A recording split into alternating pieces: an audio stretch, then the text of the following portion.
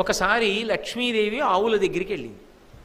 నీ యందు సమస్త దేవతలు ఉంటారు కదా, కాబట్టి ఓ గోవా, నాకు కూడా నీ యందు నివసించడానికి ఒక స్థానాన్ని ఇయ్యి అని అడిగింది. అడిగితే అవి అన్నాయి, గోవులు నువ్వెవరు అన్నాయి. అంటే ఆవిడంది, నేను లక్ష్మీదేవిని అంది. అవి అన్నాయి, నువ్వు మా దగ్గర వద్దు అన్నాయి. ఏమి ఎందుకు వద్దు అంది.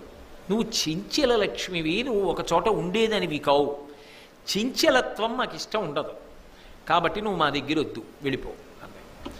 ఆవిడంది, మీరు అలా అనకూడదు, నేను వదిలిపెట్టడం వెనక మంచి వాళ్ళకు అనుగ్రహం ఉంటుంది, పట్టుకోవడం వెనక చెడ్డవాళ్ళకి దురదృష్టం ఉంటుంది.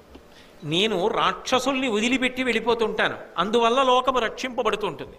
సన్మార్గంలో ఉన్న వాళ్ళ దగ్గరికి వెళ్ళిపోతూ ఉంటాను, అందువల్ల వాళ్ళు వృద్ధిలోకి వస్తుంటారు. అందుకు కదా నా కోసం తపస్సు చేస్తారు, అందుకు కదా నా పేరు లక్ష్మి.